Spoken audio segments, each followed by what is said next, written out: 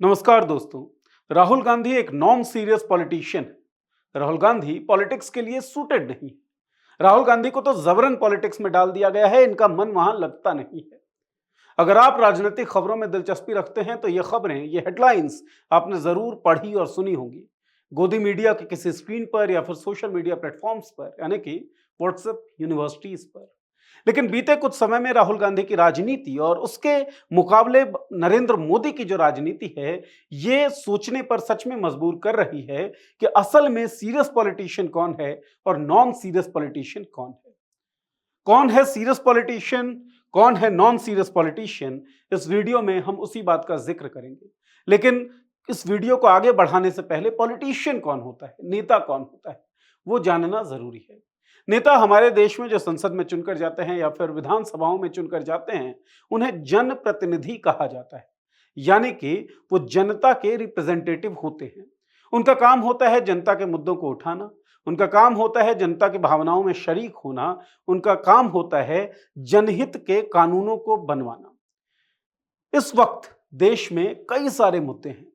उत्तर प्रदेश के हाथरस में एक सत्संग के दौरान भगदड़ मच जाती है, 120 से ज्यादा लोगों की जान चली जाती है।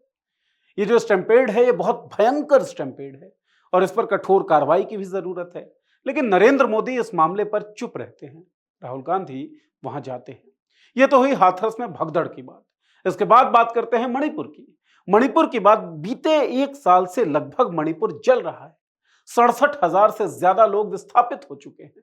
लेकिन प्रधानमंत्री नरेंद्र मोदी मणिपुर के ऊपर मौन है। कोई भी सीरियस पॉलिटिशियन और कोई भी सीरियस पब्लिक रिप्रेजेंटेटिव यानी कि जनप्रतिनिधि मणिपुर के सवाल पर चुप नहीं हो सकता है। राहुल गांधी तीसरी बार मणिपुर गए और वायलेंस से जिन लोगों को इंपैक्ट हुआ है, उन लोगों से उन्होंने मुलाकात की। मुकाबले में नरेंद्र मोदी क्या कर रहे थे, वो भी आपको इस वीडियो में दिखाते हैं। कुछ एक स्लाइड्स, कुछ एक लेटर्स आपको दिखा दें।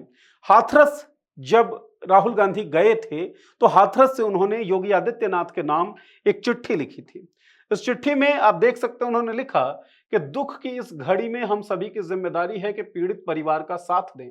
इस मामले में मैं आपके हर संभव सहयोग के लिए कांग्रेस पार्टी के समस्त कार्यकर्ता एवं मैं स्वयं उपलब्ध हूं। उम्मीद है इस पूरे मामले को गंभीरता देखते हुए आप सहायता के संदर्भ में किए जाने वाले कार्यों को प्राथमिकता देंगे। और क्या करे कोई पॉलिटिशियन जिसके पास पावर नहीं है। राहुल गांधी उत्तर प्रदेश के ही रायबरेली से सांसद चुनकर आते हैं। हाथरस की यह घटना है, बहुत विभत्स घटना, बहुत दुर्दांत घटना, जिसमें 120 से ज्यादा लोगों ने अपनी जान गंवा दी। कई परिवार तो ऐसे हैं जिसके कई सदस्यों की मौत हुई। उस मौके पर राहुल गांधी पहुंचते हैं और प्रदेश के जो सीएम है योगी आदित्यनाथ, उनको एक चिट्ठी लिखते हैं। लेकिन नरेंद्र मोदी इस जगह पर नहीं पहुंचे। इसके अलावा आप देख सकते हैं, राहुल गांधी अलीगढ़ हाथरस में पीड़ित परिवारों से मिले और उन्होंने बोला कि संसद में यह मामला उठाएंगे। यही काम एक जनप्रतिनिधि का होना चाहिए, एक सीरियस पॉलिटिशियन का होना चाहिए। एक दूसरी स्लाइड। मणिपुर पहुंचे राहुल गांधी, हिंसा से पीड़ित लोगों से मिले, संसद में मुद्दा उठाने का दिया आश्वासन। जनप्रतिनिधि संसद में, यानी कि देश की सबसे बड़ी जो पंचायत है, उसमें मुद्दे उठाता है। मुद्दे जनहित के होते हैं, जिससे लोगों को सीधा फायदा हो। इसीलिए पंचायत होती है देश की सबसे बड़ी लोकसभा या संसद हम जिसे कहते हैं। राहुल गांधी मणिपुर पहुंचे और यह तीसरी दफा है मणिपुर में, जब से वायलेंस चल रहा है, जब से हिंसा जारी है, तब से तीसरी बार राहुल गांधी मणिपुर पहुंचे हैं। वहीं नरेंद्र मोदी, मणिपुर का नाम तक उनकी जुबान पर आता नहीं है। मणिपुर जाना तो बहुत दूर की बात है। भारतीय क्रिकेट टीम जो है, उसने अभी अभी T20 इंटरनेशनल वर्ल्ड कप जीता है। वर्ल्ड कप जीतने के बाद आप देख सकते हैं कि वर्ल्ड चैंपियन से नरेंद्र मोदी ने मुलाकात की थी, उनसे बातचीत की थी और नरेंद्र मोदी ने बड़ा ढांढस भी बढ़ाया होगा, बड़ी अच्छी अच्छी बातें की होंगी, बड़ी तस्वीरें आई हैं। ये भी ठीक है, अच्छी चीज है कि आप अपलॉड कर रहे हैं उन लोगों को जो राष्ट्र के लिए गौरव के क्षण लेकर आए। लेकिन इससे जरूरी, मुझे ऐसा लगता है मेरी समझ से, प्रधानमंत्री के लिए था जगह मणिपुर, जहां उन्हें जाना चाहिए था, जहां मौजूद लोगों को उनको बताना चाहिए था कि सरकार हिंसा के खिलाफ है और सरकार इस हिंसा को खत्म करने के लिए, उनके जीवन को दोबारा सुचारू रूप से पटरी पर लाने के लिए जिम्मेदार भी है और कृत संकल्प भी है कि वो ऐसा काम करेगी। लेकिन नहीं, नरेंद्र मोदी मणिपुर से दूर हैं। म से उनके लिए मछली है, मटन है, मंगलसूत्र है, मुसलमान हैं, लेकिन म से मणिपुर नरेंद्र मोदी के शब्दकोश में नहीं है। एक देश का एक हिस्सा, एक राज्य अगर जल रहा हो और प्रधानमंत्री के पद पर बैठने वाला व्यक्ति उसका जिक्र भी ना करे तो कहना पड़ता है, बल्कि सोचना तो पड़ता ही है कि प्रधानमंत्री के पद पर बैठे उस नेता को सीरियस पॉलिटिशियन कहा जा सकता है या फिर नहीं कहा जा सकता। फैसला आप लोग करें। कुछ एक न्यूज कटिंग्स, कुछ एक चीजें और आपको दिखाएं कि गोदी मीडिया का जो स्टाइल रहा है अब तक, वो हमने देखा कि छोटे छोटे क्लिप्स को, झूठे क्लिप्स को एक एजेंडा के तहत, एक प्रोपेगेंडा के तहत वायरल कर देना और उससे किसी की डी ब्रांडिंग करना और किसी के लिए पीआर एजेंट के तौर पर काम करना था। एक पत्रकार हैं शिव अरूर, इनका ट्वीट आप देख सकते हैं शिव अरूर साहब का। शिव अरूर साहब ने हाथरस जो मामला हुआ, हाथरस में जो भगदड़ मची, उस मामले पर शिव अरूर साहब ने एक ट्वीट किया है।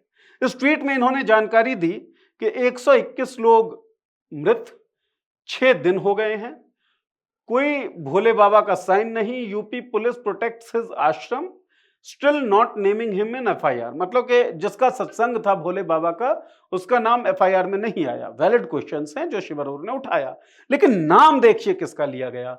अखिलेश एंड राहुल इस पर चुप हैं। क्यों? क्योंकि वो दलित है। अब यहां पर एजेंडा खेलने लगे शिव अरूर। उत्तर प्रदेश के हाथरस की यह घटना है। उत्तर प्रदेश में भारतीय जनता पार्टी की सरकार है।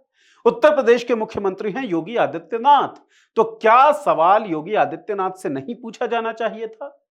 क्या सवाल भारतीय जनता पार्टी की सरकार से नहीं पूछा जाना चाहिए था? लेकिन नहीं, शिव अरूर साहब ने विपक्ष के 2 नेताओं अखिलेश यादव और राहुल गांधी, इन्हें मेंशन किया है। मेंशन तो नहीं किया, इनका नाम लिखा है और उसके आगे एक इमोजी लगाया है जिससे वो कहना चाहते हैं कि इस पर चुप हैं।